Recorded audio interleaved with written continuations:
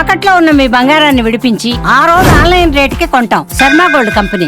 ఆంధ్రప్రదేశ్లో మద్యం కుంభకోణానికి సంబంధించి ఒక కీలక పరిణామం చోటు చేసుకుంది. ఈ కేసులో A1గా ఉన్నటువంటి రాజ్ కేసిరెడ్డి ఈ స్కామ్ ద్వారా కోట్ల రూపాయల ఆస్తులు కూడబెట్టాడు.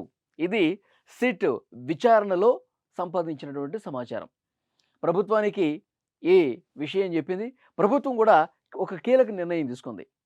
ఆ ఆస్తుల జప్తుకు రాజకేశ్వరరెడ్డి ఈ స్కామ్ ద్వారా ఎన్ని కోట్ల రూపాయలైతే కూడబెట్టాడో, ఎన్ని ఆస్తులైతే సంపాదించాడో వాటిని జప్తు చేయండి అని చెప్పి సిట్ అధికారులకు అనుమతిస్తూ ప్రభుత్వం ఉత్తర్వులు కూడా జారీ చేసింది.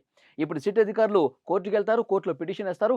రాజకేశ్వరరెడ్డి ఏ విధంగా అక్రమాస్తులు సంపాదించాడు, మద్యం కుంభకోణం ద్వారా సంపాదించినటువంటి ఈ మద్యం సరఫరా కంపెనీలు ఏవైతే ఉన్నాయో, మద్యం తయారీ కంపెనీలు ఏవైతే ఉన్నాయో వాటి కమిషన్లు తీసుకుని కోట్ల రూపాయలు ఏ విధంగా కూడబెట్టారు, ఎక్కడెక్కడ భూములు కొన్నారు, ఈ ఇన్ఫర్మేషన్ మొత్తం సిట్ అధికారుల దగ్గర ఉంది. ఇప్పుడు ఆ పిటిషన్లో కోర్టుకి చాలా స్పష్టంగా సమాచారం అందించి కోర్టు వీటిని జప్తు చేసే విధంగా తీర్పు కూడా ఇచ్చే అవకాశమే కనిపిస్తుంది. ఎందుకంటే క్లియర్గా ఆధారాలు మొత్తం కూడా బయటపెట్టింది సిట్.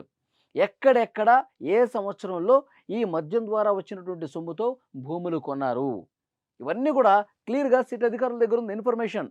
సో కోర్టుకి సమర్పిస్తే ఆధారాలు కూడా ఉన్నాయి కాబట్టి జప్తు చేయండి అని చెప్తుంది కోర్టు కూడా. ఎక్కడెక్కడ రాజకేశ్వరరెడ్డి ఆ భూములు కొన్నాడు అంటే రంగారెడ్డి జిల్లాలో తన పేరిట 27 ఎకరాలు, అలాగే తల్లి పేరిట 3 ఎకరాలు, మొత్తం 30 ఎకరాలు. హైదరాబాదు, రంగారెడ్డి ఈ 2 జిల్లాల పరిధిలో హైదరాబాదు శివార్లలో మొత్తం కలుపుకొని ఒక 100 ఎకరాలకు పైగా ఇతను కొనుగోలు చేసినట్టుగా తెలుస్తోంది. ఇతని బినామీ పేర్ల మీద మరికొన్ని భూములు కూడా కొనుగోలు చేసినట్టుగా తెలుస్తోంది. సో ఇవన్నీ లెక్క మొత్తం కూడా సిట్ అధికారుల దగ్గర ఉంది. కోర్టుకి ఇచ్చేటువంటి పిటిషన్లో, కోర్టు ముందు పెట్టేటువంటి ఆధారాల్లో ఇవన్నీ చాలా స్పష్టంగా ఎక్కడ ఏ సంవత్సరం ఎంత మొత్తం కొనడం అనేది కూడా, ఎవరి పేరు మీద కొనడం అనేది కూడా క్లియర్గా ఆధారాలు ఉన్నాయి కాబట్టి వాటిని జప్తు చేసే అవకాశమే చాలా స్పష్టంగా కనిపిస్తుంది. రాజకేశ్వరరెడ్డి కాదండి, చెవిరెడ్డి భాస్కర్ రెడ్డి కావచ్చు, మిథున్ రెడ్డి కావచ్చు, తర్వాత ఈ కేసులో ఇప్పటికే అరెస్ట్ అయినటువంటి ఇంకా మిగతా నిందితులు ఉన్నారు కదా, సీఎంఓలో అప్పుడు కీలకంగా వ్యవహరించిన ధనంజయ రెడ్డి కావచ్చు, కృష్ణమోహన్ రెడ్డి కావచ్చు, గోవిందప్ప బాలాజీ. సో వీళ్ళందరూ కూడా ఈ మద్యం కుంభకోణంలో కీలక పాత్ర పోషించారు. దోచుకున్న సొమ్ముని జగన్మోహన్ రెడ్డి గారి ఆదేశాల ప్రకారం ఎక్కడెక్కడ సర్దేశారు, ఎక్కడెక్కడికి పంపించారు, ఎన్ని సినిమాలు తీశారు, ఇవన్నీ కూడా సిట్ అధికారులు చాలా స్పష్టంగా ఆధారాలతో సహా పొందుపరిచారు. వీటన్నిటిని కోర్టులో ప్రొడ్యూస్ చేస్తే కోర్టు చాలా స్పష్టంగా వాటన్నిటిని రికవరీ చేయండి, వాటన్నిటిని జప్తు చేయండి అని కూడా చెప్పే అవకాశం కనిపిస్తుంది. సో ఇది ఒక కీలకమైనటువంటి పరిణామంగా ఈ మద్యం కుంభకోణం విచారణలో మనం చెప్పుకోవాల్సినటువంటి అవసరం ఉంది.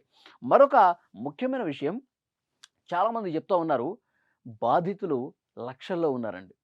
ఆంధ్రప్రదేశ్లో 2019 నుంచి 24 వరకు ఈ నాసిరకం మద్యాన్ని సేవించి చాలా దారుణమైన పరిస్థితులు ఆంధ్రప్రదేశ్ ప్రజలు చూశారు. ఎవరికైతే ఈ మద్యం సేవించే అలవాటు ఉందో ఆ మద్యాన్ని సేవించి వాళ్ళు తమ ఆరోగ్యాన్ని పూర్తిగా పోగొట్టుకునే పరిస్థితి ఉంది. మొత్తం లక్షలాదిగా ప్రజలు ఎఫెక్ట్ అయ్యారు. అంత నాసిరకం మద్యం. ఒకవైపు ఏమో వీళ్ళు మద్యం సరఫరా చేసి పూర్తిగా ప్రజల జీవితాల్ని నాశనం చేయటమే కాదు, వీళ్ళు డబ్బులు దండుకోవటమే కాదు, శవాల మీద పేలాలు ఏరుకున్నట్టుగా ఒకవైపు ప్రజలు చచ్చిపోతూ ఉన్నారు. వీళ్ళేమో వీళ్ళ సొంత ఆస్తులు పెంచుకుంటా ఉన్నారు ఈ కుంభకోణం ద్వారా. ఎంత దారుణం చూడండి. ఒక్క తూర్పుగోదావరి జిల్లాలోనే 30,000 మందికి పైగా చనిపోయారు. మొత్తం రాష్ట్ర వ్యాప్తంగా 1,00,000 మందికి పైగా ప్రాణాలు కోల్పోయిన పరిస్థితి ఉంది ఈ నాసిరకం మద్యం వల్ల. ఇది మద్యం అంటే విషం అండి. విషాన్ని ప్రజలకి పంచేసి వాళ్ళ జీవితాల్ని నాశనం చేసేసి వీళ్ళు సొమ్ము చేసుకున్నారు. ఇది తెలుస్తోంది.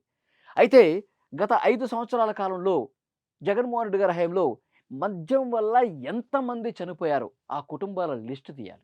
మద్యం వల్ల ఎంతమంది తమ ఆరోగ్యాన్ని పోగొట్టుకొని ఇంకా కిడ్నీలు పాడైపోయి, లివర్లు పాడైపోయి ఆసుపత్రుల్లో చికిత్స పొందుతున్నటువంటి వాళ్ళు ఎవరైతే ఉన్నారో, ఇక చికిత్సకు కూడా నోచుకోకుండా ఇంకా తీవ్ర ఇబ్బందులు పడుతున్న ఫ్యామిలీస్ ఏవైతే ఉన్నాయో వాళ్ళందరికీ కూడా న్యాయం చేసే విధంగా ఈ డబ్బును ఖర్చు పెట్టాలి. వీళ్ళు దోచేసుకున్నారు కదా కోట్ల రూపాయలు. కోట్ల రూపాయలు దోచేసుకుని పెట్టుబడులు పెట్టి తమ ఆస్తులు పెంచుకున్నారు కదా, వాటిని జప్తు చేసి ఆ డబ్బుని ఏం చేయాలి? ప్రభుత్వం ఇప్పుడు ఇబ్బంది పడుతున్నటువంటి కుటుంబాలు ఏవైతే ఉన్నాయో, ఆల్రెడీ తమ కుటుంబ సభ్యుల్ని కోల్పోయినటువంటి కుటుంబాలు ఏవైతే ఉన్నాయో వాళ్ళకి నష్టపరిహారం కింద ఇవ్వాలని ఒక డిమాండ్ వస్తోంది. ఇంకా కొత్త కొత్త విషయాలు బయటకొస్తాయండి. ఈ కుంభకోణానికి సంబంధించి అసలు పాత్రధారి, సూత్రధారులు ఎవరు?